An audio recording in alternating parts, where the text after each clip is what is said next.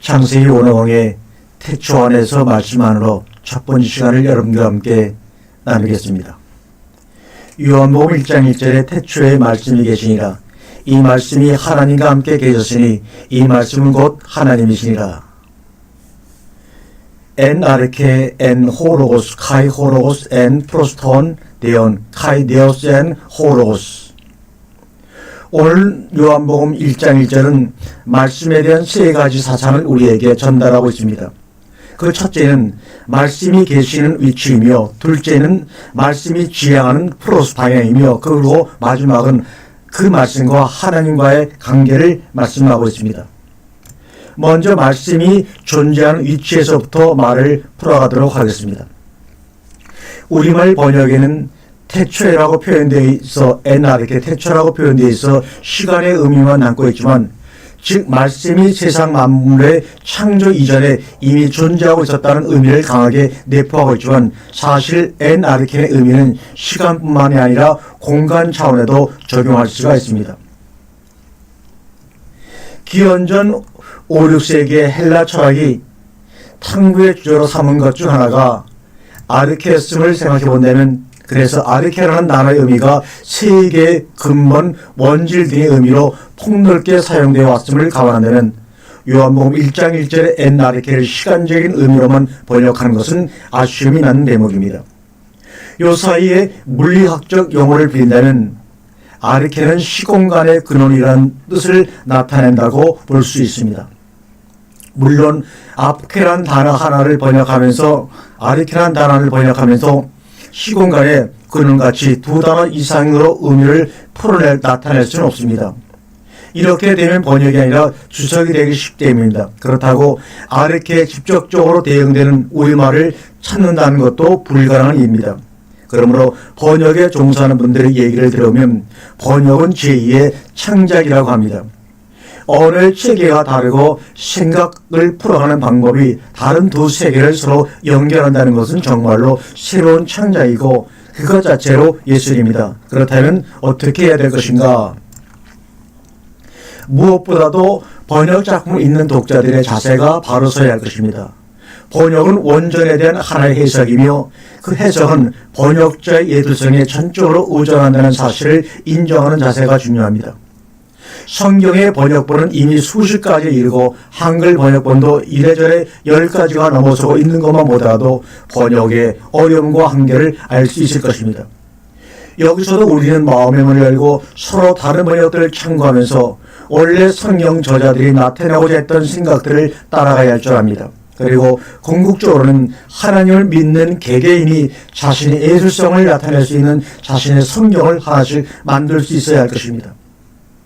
오늘 이 시대를 살고 있는 우리들에게 정작 중요한 것은 물질적인 풍요가 아닙니다.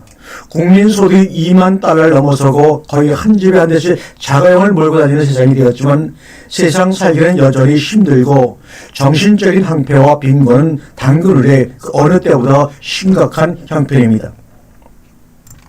오늘 우리들은 임금 인상률을 5% 할 것이냐 10% 할 것이냐 보다 아르케의 의미가 무엇이고 호로고스의 뜻이 무엇인지에 더 관심을 기울여야 합니다.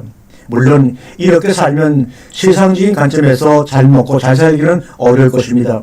그러나 고기 대신 나물을 먹으면 무슨 대수이며, 그 흔한 자가용도 한 대 없이 산다고 또 무슨 대수이랴. 오늘날 세상은 흔히 물질적인 풍요가 인생의 모든 문제를 해결해 줄 듯이 큰 소리치고 있지만, 사실은 그 물질적인 풍요를 위하여 점심저녁을 움직이는 데서 인생의 온갖 문제가 발생되어 나온다는 것을 지시해야 할 필요성이 있습니다. 모든 사람들이 물질의 풍요를 향하여 줄다람치고 있으면서 윤리도덕의 타락을 나무라고 인신매매 같은 강력범죄의 발전을 개탄하고 있습니다. 오늘 우리 대다수의 삶이 지향하고 있는 이런 물질의 풍요를 버리기 전에는 그 어떤 대책이나 해결도 결국은 미봉에 그치고 말 것입니다. 우리는 모두 자가용을 한 대 사기 전에 고전에 나오는 실구한절의 의미를 되새겨보는 삶으로 돌아가야 합니다. 인류의 정신문화의 집대성인 고전의 말씀들은 오늘 같은 기계적인 시대에 기계적인 언어로는 해석할 수 없는 내용이 대반입니다. 특히 성경 같은 비유의 말씀들은 단어 하나, 문장 하나를 뜯고 살피는데 하루가 걸릴 수 있으며 그럼에도 불구하고 그 온전한 뜻을 제대로 파악할 수 없는 어려움이 있음을 알아야 합니다. 그러면 그렇게 어렵고 힘든 일 무엇 때문에 해야 하는가? 이런 질문들은 우리가 왜 아침마다 돈을 벌기 위하여 일터로 나가야 하는가 하는 질문이나 더 근본적으로는 왜 우리는 때만 되면 밥을 먹어야 하는가 하는 질문과 본질적으로 동일한 것입니다.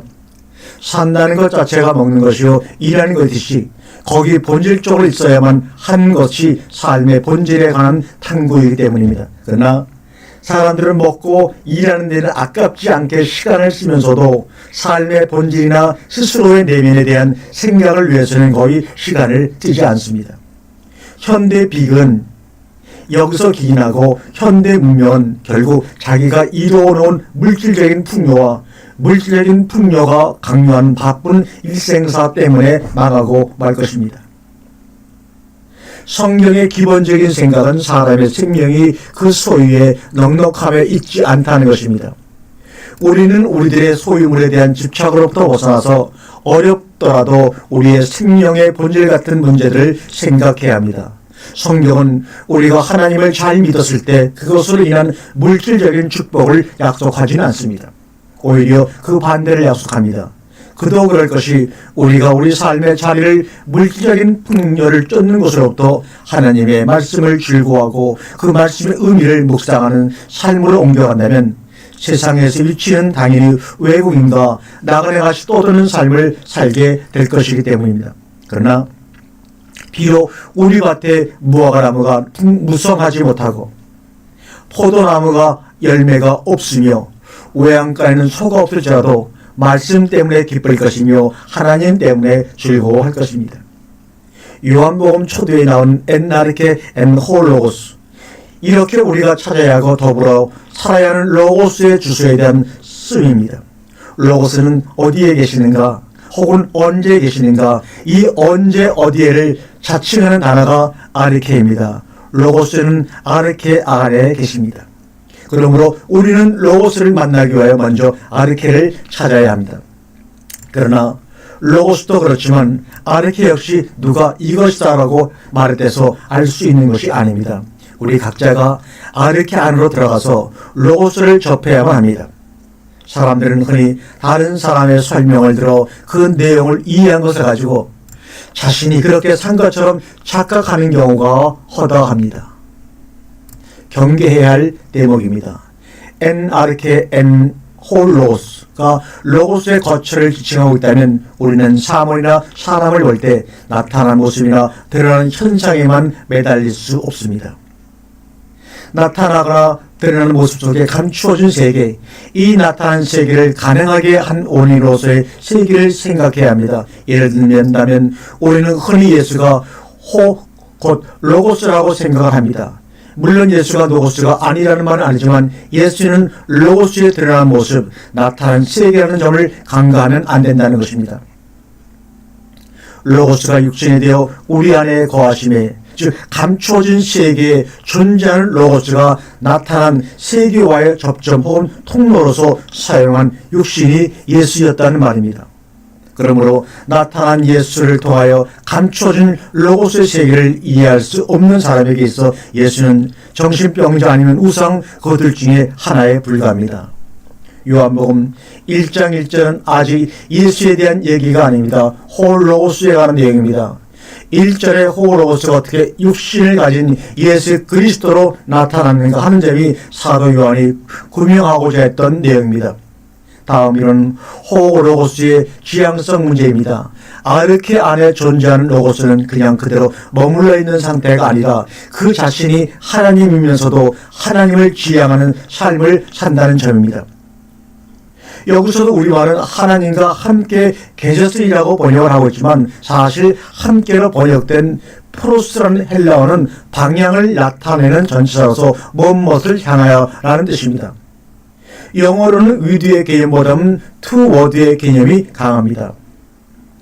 홀로고스는 아르케 안에 거하면서 하나님을 하나님을 향하고 있습니다. 단순히 하나님과 더불어 있는 것이 아니라 하나님을 향하여 살고 있다는 점이 중요합니다.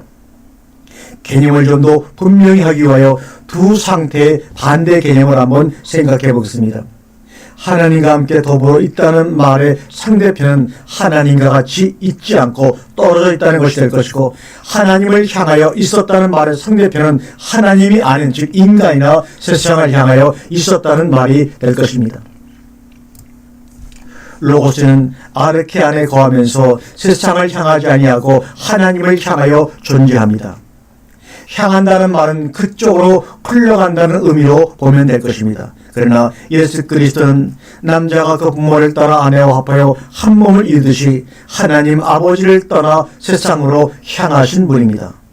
이런 면에서 보더라도 예수는 있는 그대로의 로고스는 아닙니다. 예수는 아버지와 함께 계시던 로고스가 우리에게 나타내신 바 된 분입니다. 요한일서 1장 전에 이는 아버지와 함께 계시다가 우리에게 나타내신 바 됨이라. 프로스톤 파텔라. 여기서도 함께는 프로스입니다. 그러면서 예수 그리스도는 두 가지 지향성을 가집니다. 즉 로고스로서의 예수는 하나님을 지향하고 육신으로서의 예수는 인간을 지향합니다. 하나님을 지향하는 삶과 인간을 지향하는 삶의 조화가 예수 안에서 이루어진 것입니다. 동일한 저자의 기록으로 보여지는 요한복음과 요한일서의 차이는 이 두 가지의 지향성 가운데 어느 쪽에 더 비중을 두었느냐 있습니다. 요한복음은 엔 아르케 홀로고스, 즉 아르케 안에 거하며 하나님을 지향하는 로고스라면, 요한일서의 로고스는 앞 아르케, 즉 로고스의 즉 아르케로부터 나온 더 이상 감춰진 세계에 존재하는 로고스가 아니라 나타난 세계에 드러나는 로고스, 하나님 지향의 로고스가 아니라 인간 지향의 로고스를 얘기하고 있는 것입니다. 그러므로 예수의 삶을 이해하기 위해서는 인간 지향의 인간을 사랑하는 그 뜨거움을 이해하기 전에 아르케 안에 있는 로고스로서의 예수, 인간을 사랑하기 전에 하나님 아버지를 사랑하고 살았던 예수를 이해해야 합니다. 그래야만 신앙이 인본주의로 흐르는 것을 막을 수가 있습니다. 오늘날 기독교 신앙은 하나님 안에서 하나님을 향하여 살았던 예수에 대한 이해 없이 인간을 끝없이 사랑하는 예수만 강조하고 있습니다. 따라서 당연히 우리 신자들도 하나님을 사랑하는 삶보다는 인간을 사랑하라는 것을 강조합니다. 그래서 마음을 다하고 뜻을 다하고 목숨을 다하여 주 너의 하나님을 사랑하는 첫 계명은 놓치고 내 이웃을 내 몸과 같이 사랑하는 둘째 계명에만 매달리게 됩니다. 물론 먼저 하나님을 마음과 뜻과 목숨을 다하여 사랑하는 삶이 없이는 절대로 내 이웃을 내 몸처럼 사랑할 수 없다는 데 문제가 있습니다. 우리는 결국은 할 수 없는 계명을 지키려고 노력할 일이 아니라 예수 그리스도는 어떻게 우리를 위하여 십자가를 지는 사랑을 실천할 수 있었나를 먼저 알아야 합니다. 예수가 모든 인류의 죄를 대속하는 십자가의 죽음을 죽을 수 있었던 것은 먼저 그가 하나님을 지향하는 하나님께로 흘러가는 그의 삶이 있었기 때문입니다. 인간을 사랑하기 위해서는 먼저 하나님을 사랑해야 합니다. 이 말의 의미를 새겨 들어야 합니다. 여기서 내가 말하는 하나님을 사랑한다는 말은 단순히 교회에 나간다는 의미가 아니며 인간을 구제하는 모든 사랑을 일컬음이 아닙니다. 그런 것들과는 전혀 상관이 없을 것입니다. 그야말로 하나님을 사랑하는 것입니다. 하나님을 생각하며 하나님께로 흘러갑니다. 그렇기 때문에 하나님을 사랑한다는 것은 세상을 등지는 일이며 가족을 버리는 일입니다. 예수님의 말씀대로 나를 부인하는 일입니다. 그래야만 나의 십자가를 지는 일이 있을 수가 있습니다. 오늘날 기독교의 십자가의 삶이 없는 것은 신자들 개개인의 세상을 사랑하고 인간을 사랑한다는 반증입니다. 하나님을 사랑하는 삶이 없다는 증거입니다. 우리는 먼저 우리 안에서 하나님을 지향하는 로고스의 삶을 살아야 합니다. 지향이란 프로스란 어떤 경우에도 머무름이 아닙니다. 우리의 가장 큰 명패는 나는 구원받았다고 하는 확신입니다. 그리고 자신이 구원받은 나를 자랑스럽게 얘기합니다. 우리에게 중요한 것은 구원받았다는 확신이 아닙니다. 생명은 자람이고 흐름이지 멍음이나 단절이 아닙니다. 그러므로 과거의 구원을 받았음을 자랑할 일이 아니라 오늘 자라고 있는 생명을 내어놓을 수 있어야 합니다. 내일 갈 천국을 자랑할 게 아니라 오늘 누리는 천국을 자랑해야 합니다. 우리의 삶이 하나님을 지향하는, 하나님을 향하여 살아가는 과정이 없다 보니까 모두들 경계에 집착하며 판단이 나오고 정죄가 나오게 되는 것입니다. 구원이란 받았느냐 안 받느냐의 경계에 머무르는 것이 아닙니다. 참으로 구원받은 사람은 아직 자신이 가야 할 길을 다 가지 못한 줄을 아는 사람이고, 따라서 언제나 흐름의 역류가 있을 수 있다는 점을 인정하는 사람이고, 구원받지 못한 사람은 언제나 평안하다 안전하다 우리는 구원받았다고 믿는 사람들입니다. 이 글의 제목이며 이 책의 제목인 태초 안에서 말씀 안으로는 말씀을 향하는 삶인 동시에 말씀과 함께 하는 삶을 일컬음입니다. 구체적인 행동 이전에 장기적인 행동 계획이 중요하듯이 우리는 세상을 불쌍히 여기고 이웃을 내 몸처럼 사랑하기 전에 세상의 원리와 사람의 논리에서 벗어나기 위해 말씀 호로고스 안으로 들어가야 합니다. 물론 이런 삶이 잘못되는 경우도 없지 않습니다. 예를 들면 영주주의 같은 경우가 그렇습니다. 그러나 영주주의의 잘못은 그들이 영을 생각하고 영적인 깨달음을 중시했다는 데 있지 않습니다. 영주주의자들은 마치 변화산상의 베드로 같은 사람들이라고 보면 됩니다.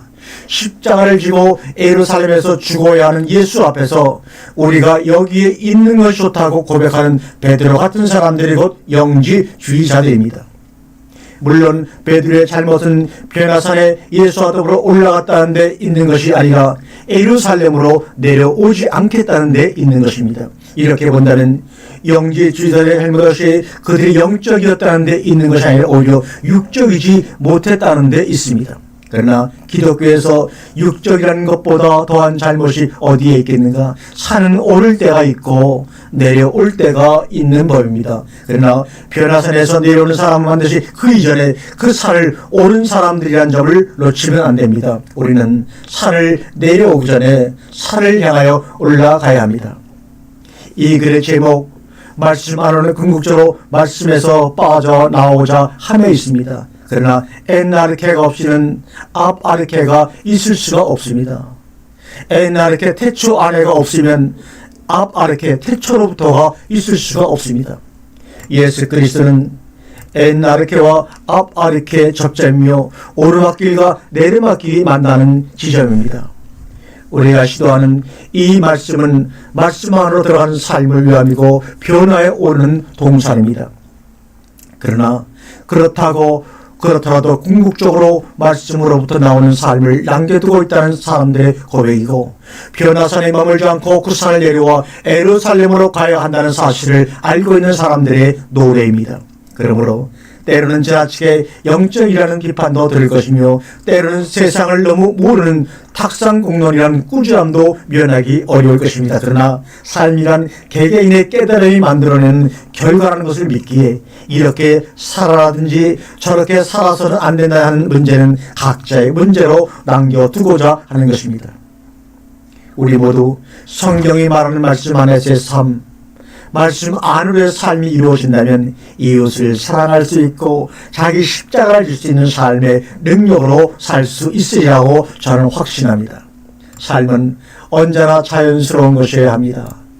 물이 흐르듯이 흐르는 흐름이어야 합니다. 하나님은 언제나 이러한 흐름이십니다. 봄이 지나면 여름이 오듯이 달이 차면 기울듯이 하나님의 섭리는 인정에 매이지 않고 자신의 유익에 매이지 않습니다. 말씀조차도 이러한 하나님을 향하여 풀어서 존재하듯이 우리도 이러한 말씀을 향하여 살아가면 요한복음 1장 1절의 결론은 말씀이 곧 하나님이시지 우리도 하나님의 아들이요 예수 그리스도의 형제 자매로서 살게 될 것입니다. 사랑하는 여러분, 사람들의 말에 이끌리지 말고 스스로 성경의 말씀 안으로 들어가자. 세상이나 사람들을 향하는 우리의 눈을 들어 말씀을 향하는 삶을 살자. 말씀은 우리에게 무엇을 요구하지 않는다. 언제나 그 풍성한 진리의 깨우침으로 우리를 경외롭게 할 뿐이다. 신앙생활이란 이런 경이로운 말씀의 동사를 때로는 기쁜 마음으로 때로는 두려운 마음으로 마음껏 돌아다닙니다. 이러한 여행에 이 말씀이 조그마한 도움이 되고 별로 동행이 없어 외로운 이 길에 서로 길동무라도 될 수 있다면 저는 더 이상 바람이 없겠습니다. 감사합니다.